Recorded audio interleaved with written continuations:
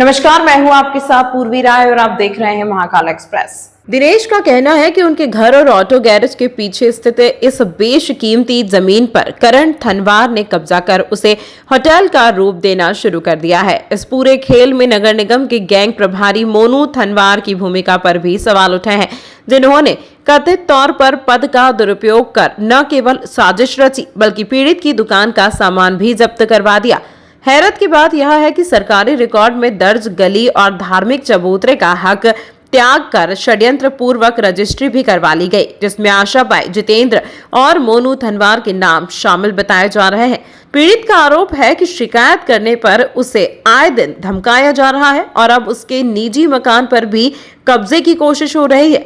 इस मामले में जोन क्रमांक 3 और कलेक्टर कार्यालय में लिखित शिकायत के बावजूद अब तक कोई ठोस कार्रवाई नहीं हुई है, जिससे नियम की कार्यप्रणाली संदेह के घेरे में है। अब पीड़ित ने मीडिया के जरिए गुहार लगाई है कि इस अवैध निर्माण को तुरंत ढहाया जाए और शासकीय भूमि को अतिक्रमण मुक्त कर उसे न्याय दिलाया जाए। मेरे को मोनू थनवार जो कब्जा कर रहा है, मैं सब जगह शिकायत कर दी है। आवेदन आप सबके सामने पहली बार कर रहा हूँ। ये ज्यादा परेशान करेंगे तो नगर निगम के नाम से मैं आत्महत्या कर लूँगा वहीं पर ही। क्या बेटर है, क्यों परेशान कर रहा है? ये नगर निगम वाले जाने ना कि सरकारी जमीन की रजिस्ट्री कैसे हो रही है। इसको शिकायत कर रहा हूँ, मेरी सुनवाई क्यों नहीं हो रही है। मेरे को दीवार बनाने की जरूरत क्यों नहीं दे रहा है। आपने कहाँ शिकायत करी? मैंने सब तरह कर दी है, मेरे कहने कम से कम 10-12 जगह कर दी है और ये आखिरी कदम है मेरा।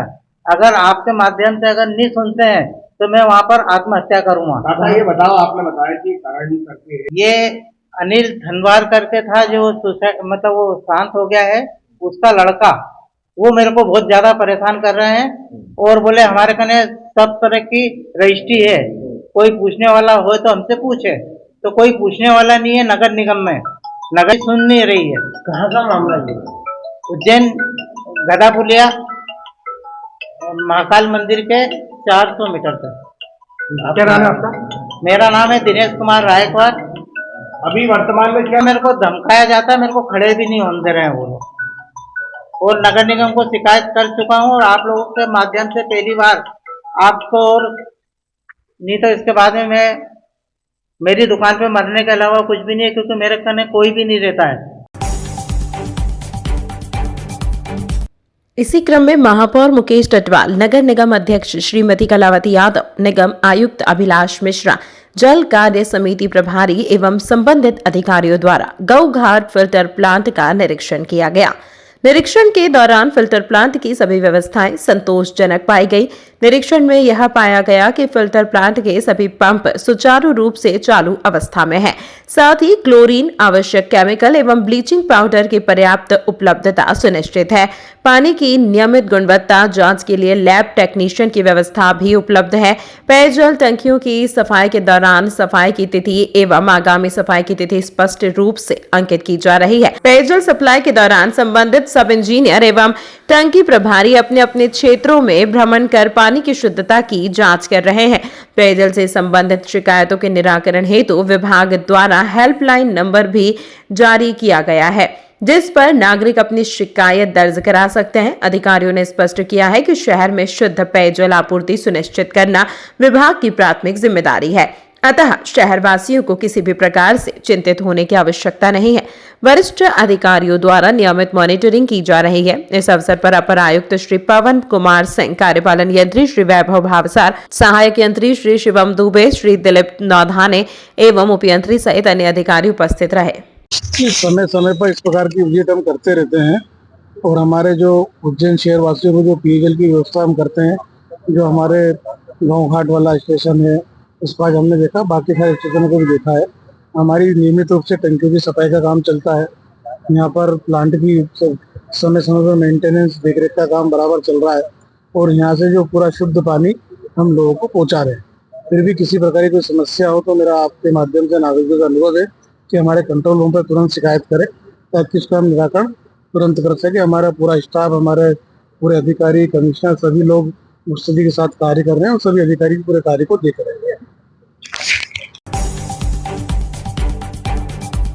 अभियान का मुख्य उद्देश्य नागरिकों को यातायात नियमों के पालन के लिए प्रेरित करना है। उन्होंने कहा कि स्टॉप लाइन का पालन, 2 पहिया वाहन चालकों द्वारा अनिवार्य रूप से हेलमेट पहनना, 4 पहिया वाहन चालकों द्वारा सीट बेल्ट का उपयोग तथा वाहन चलाते समय मोबाइल फोन का प्रयोग न करना, इन बिंदुओं पर विशेष जोर दिया जाएगा। कार्यक्रम में सांसद, विधायक एवं नगर निगम अध्यक्ष सहित कई जनप्रतिनिधि एवं अधिकारी उपस्थित रहे, जिन्होंने सड़क सुरक्षा को लेकर नागरिकों से नियमों का पालन करने की अपील की। इसके तहत नागरिकों को हेलमेट पर विशेष सब्सिडी और डिस्काउंट उपलब्ध कराया जा रहा है, ताकि आर्थिक कारणों से कोई भी व्यक्ति सुरक्षा उपकरणों से वंचित न रहे। वहीं मध्य प्रदेश में पिछले 1 वर्ष करीब 13,000 लोगों की मौत सड़क हादसों में हुई, जिनमें अधिकांश 2 पहिया वाहन चालक बिना हेलमेट के थे।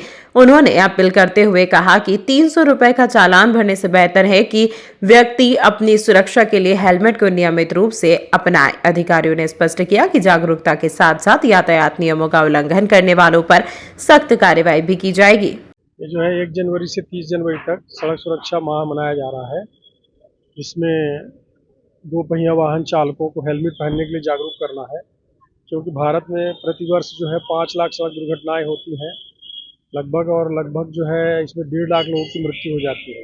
इसमें सर्वाधिक संख्या जो है 2 पहिया वाहन चालकों की रहती है। अभी पिछले वर्ष के आंकड़े में जो है लगभग 13,000 लोगों की मृत्यु मध्य प्रदेश में हुई है, जिसमें अधिकांश जो है 2 पहिया वाहन चालक हैं जो हेलमेट नहीं लगाए हुए थे। इसीलिए जो है सड़क दुर्घटनाओं में मृत्यु को रोकने के लिए इनको हेलमेट पहनने के लिए जागरूक किया जा रहा है। उसी के तहत ये आज कार्यक्रम किया गया था। नानाखेड़ा पे आज ये स्मार्ट सिटी के सहयोग से था, कंबाइन कार्यक्रम था, जिसमें जो है उन्होंने ये डीलरों द्वारा जो है कुछ छूट दी गई हेलमेट पर, और फिर स्मार्ट सिटी द्वारा स्वयं जो है सब्सिडी दी गई उसमें, जिससे जो है सस्ती दरों पर हेलमेट भी उपलब्ध कराया गया लोगों को। कलेक्टर सर के मार्गदर्शन में स्मार्ट सिटी द्वारा 1 माह का अभियान शुरू करा है, पूरे जनवरी रहेगा। इसके अंतर्गत हम सभी प्रमुख चौराहों पर लोगों को यातायात के नियमों के प्रति जागरूक करेंगे, जिसके अंतर्गत स्टॉप लाइन पर अपनी गाड़ी रोकना, हेलमेट लगाकर टू व्हीलर चलाना, सीट बेल्ट लगाकर 4 व्हीलर चलाना, और 2 व्हीलर 4 व्हीलर चलाते समय मोबाइल पे, किसी भी वाहन को चलाते समय मोबाइल पे बात नहीं करना। ऐसे नियमों के लिए हम उनका प्रचार प्रसार कर रहे हैं। जैसा आपको विदित होगा कि 300 रुपये बिना हेलमेट लगाकर गाड़ी चलाने का चालान होता है, तो हमने यहाँ सब्सिडाइज रेट पे हेलमेट भी रखवाए हैं। इसमें स्मार्ट सिटी भी अपनी तरफ से सब्सिडी दे रहा है और हमने डिस्काउंट भी करवाया है। तो वो हेलमेट आपको लगभग ISI प्रमाणित हेलमेट 300 साढ़े 300 का ही पड़ जाएगा। जितने का चालान है उतने का हम हेलमेट भी उपलब्ध करा रहे हैं। इसके अलावा भी लोगों को ये चीज़ समझाई जा रही है कि आपकी जान जो है वो बहुत कीमती है, उसको बचाकर चले। सड़क दुर्घटना में बहुत युवाओं की जान हम लोग देखते हैं एक्सीडेंट में चली जाती है हेलमेट ना पहनने के कारण। तो यही अभियान है, 1 माह तक ये अभियान सतत चलता रहेगा। MJF लायन सुभाष दुबे ने जानकारी देते हुए बताया कि नए वर्ष की शुरुआत के साथ मौसम में बदलाव और ठंड को ध्यान में रखते हुए जरूरतमंद एवं असहाय लोगों को स्वस्थ एवं पौष्टिक भोजन उपलब्ध कराने के उद्देश्य से यह कार्यक्रम आयोजित किया गया। इस अवसर पर क्लब अध्यक्ष लायन राजश्री सुगंधी ने कहा कि लायंस क्लब का मुख्य उद्देश्य मानवता की सेवा करना है। क्लब निरंतर समाज सेवा के कार्यों के माध्यम से जरूरतमंदों की सहायता करता आ रहा है। सेवा के माध्यम से जरूरतमंदों के चेहरे पर मुस्कान लाना ही जीवन का सच्चा उद्देश्य है। कार्यक्रम के दौरान बड़ी संख्या में जरूरतमंदों को भोजन वितरित किया गया। सभी सदस्यों ने सेवा भाव के साथ सहभागिता निभाई तथा भविष्य में भी ऐसी सेवा कार्य निरंतर जारी रखने का संकल्प लिया। इस सेवा कार्यक्रम में कार्यक्रम संयोजक लायन मंजू कापिल, लायन संजय सुगंधी, लायन आनंद गहलोत, लायन श्वेता गहलोत, श्री त्रिवेदी एवं लायन कर्नल की विशेष सहभागिता रही। आज हमारे लायंस क्लब उज्जैन सूर्य मंदिर के द्वारा आज जो एक ठंड अत्यधिक जो पड़ी है, कोहरा है आज, और ऐसी स्थिति में आम आदमी को या जो जरूरतमंद लोग हैं उनको भोजन मिलना बड़ा मुश्किल हो जाता है। इस पर हमारे लायंस क्लब उज्जैन सूर्य मंदिर के द्वारा मां चामुंडा माता छत्तेश्वरी मंदिर पर भोजन वितरण की व्यवस्था की गई, खिचड़ी वितरण की व्यवस्था की गई, और लगातार हम लोग यहाँ पर हमारा क्लब और सब लोग ये वितरण का काम करते हैं। हमारी लायंस की अध्यक्ष लायन राशि सुगंधी, चार्टर अध्यक्ष हमारी सुरेखा दुबे, प्रतिभा त्रिवेदी, हमारे संजय सुगंधी, यशपाल सिंह, सुभाष दुबे में हम सब लायंस क्लब से जुड़े हैं, और करीब करीब महीने में हम एक एक्टिविटी इस तरह की हमेशा करते रहते हैं कि पीड़ित मानवता की सेवा हो। लायंस क्लब का मुख्य उद्देश्य यही है। इसके अंदर हम ये देना चाहते हैं कि अगर ऐसी कड़ाके की ठंड पड़ती है और इसमें आम आदमी को या जो जरूरतमंद लोग होते हैं उनको भोजन एकदम से उपलब्ध नहीं होता है। यहाँ पड़ोस में अस्पताल भी है, वहाँ के भी कई मरीज ऐसे होते हैं या ऐसे उनके साथ आए लोग रहते हैं कि जिनको भोजन नहीं मिलता है, उनको भी हम यहाँ पर भोजन की व्यवस्था उपलब्ध कराने के लिए माँ चामुंडा माता इस पे मंदिर पर सतत प्रतिदिन यहाँ पर ये भोजन वितरण की व्यवस्था की जाती है। आपका नाम? मेरा नाम Subhash Chandra Dubey, MJF line Subhash Chandra Dubey, retired CSP। तमाम महत्वपूर्ण खबरों के लिए देखते रहिए महाकाल एक्सप्रेस।